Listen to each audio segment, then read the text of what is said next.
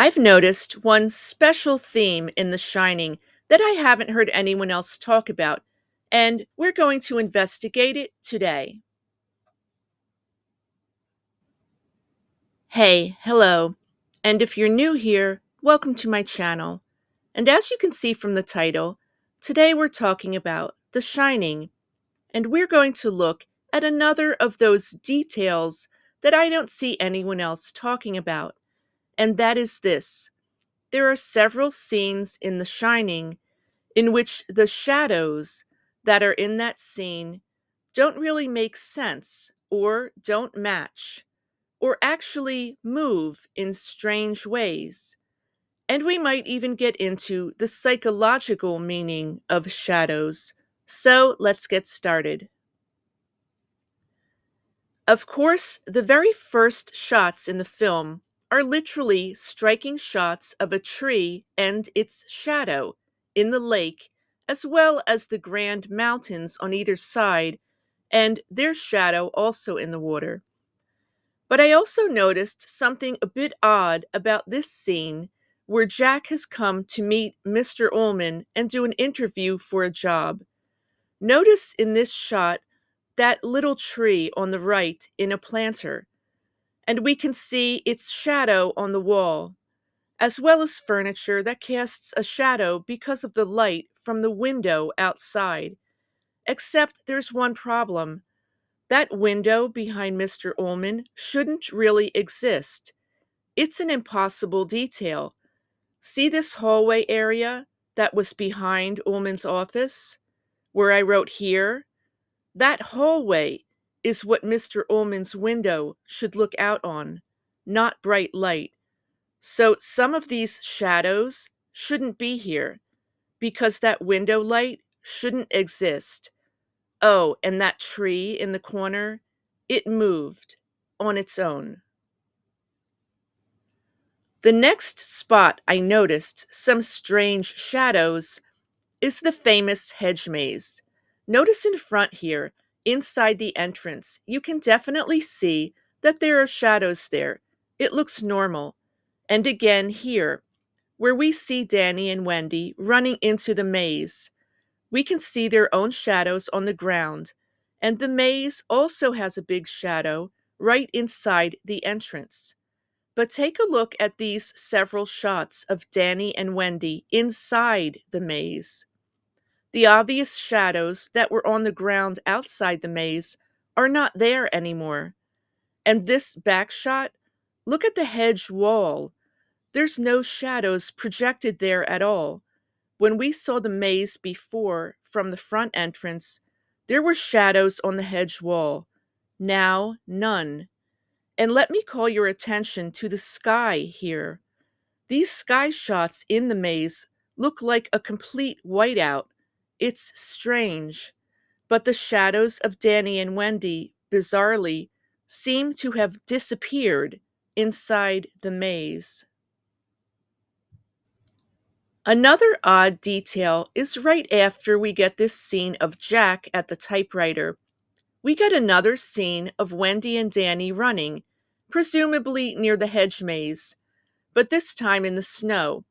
And again, we can't see their shadows on the ground, which is possibly from the weather conditions. But I think we will find that by the end of this video, that there are a number of strange occurrences involving shadows that happen near Danny and Wendy. An odd side note I found also, when Jack walks into the gold room, notice you can barely see any shadow on the floor, and this is in a dimly lit room that you might expect to see a lot of shadows, but you don't. But one thing we do have is a lot of reflections on the shiny bar top. And after Jack makes a wish for a drink, Lloyd the bartender just appears. I've said before, I think the mirrors behind Lloyd are acting as a magic mirror in the fairy tale sense. Of course, one of the most famous shadows in The Shining happens in the green bathroom. This is where we meet a beautiful and ghostly woman in the bathtub. At first, just a shadow behind the curtain. Also, notice, although there is a bright light above, this woman barely casts a shadow on the floor. And when Jack sees her in the mirror, she has now turned into a decaying old woman. It's like this mirror is the opposite of the magic mirror in the gold room. There is actually a second strange shadow behind a shower curtain in this scene at the Torrance apartment, in which we see Danny talking to Tony while looking in a mirror. I feel like there is an eerie shadow behind that shower curtain, basically right next to Danny.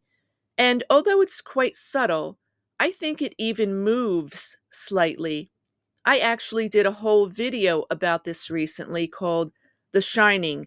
There's something hidden in the bathroom, which I'll link in the description box below. In my opinion, the most striking scene involving shadows is actually the scene of Wendy in the blue bathrobe, running, quite terrorized, through the Overlook, trying to find Danny and, of course, get away from Jack, who is chasing them with an axe. But look at the setting. The Overlook finally looks like a haunted house here, scary and forbidding. There are shadows all over the walls, and we meet that strange, bare-suited man. We even hear strange chanting. But look at Wendy's face here. She literally has shadows under her eyes from all the stress and terror. So perhaps the shadows here, so heavily emphasized, are meant to have some deeper psychological meaning as well. We'll take a look at that next. To understand how shadows in this film might fit into a deeper concept, we have to talk about something called the shadow self, a concept from the psychoanalyst Carl Jung to describe a hidden side to ourselves that we might repress and that might contain traits such as anger.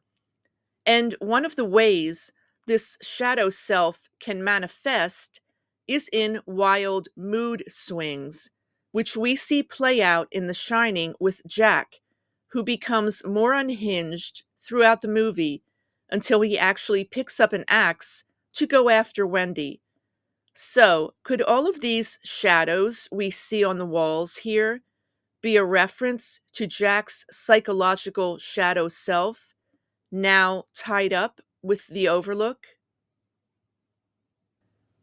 So, today we talked about some of the strange shadows in The Shining. From the shadows in Ullman's office, which are illuminated by a window that shouldn't exist, to the shadows of the hedge maze, which look normal on the outside, but inside the shadows seem to disappear, not just for Danny and Wendy, but the hedge no longer throws shadows on itself, and the sky is no longer blue. And the most famous shadow in The Shining, of course, the shower curtain in the profoundly haunted green bathroom. But is the shower curtain at the Torrance apartment any less creepy? Because there's a prominent shadow behind that curtain, too. And this is where Danny has a shining vision. Then the scene with the most striking number of shadows, as we see Wendy running terrified through the Overlook.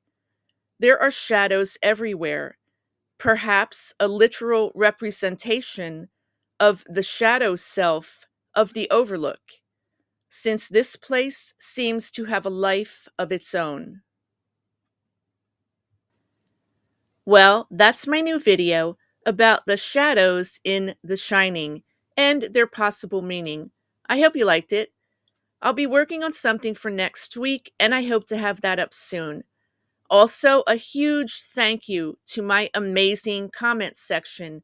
You always have some great observations. I do have a personal Instagram, and my name over there is shimmering path. If you want to follow me there, I'll leave a link in the description box below. Also, it would really help my channel if you did hit that subscribe button and liked and shared the video. But either way, my name is Shim. Thank you for spending time with me, and have a great day.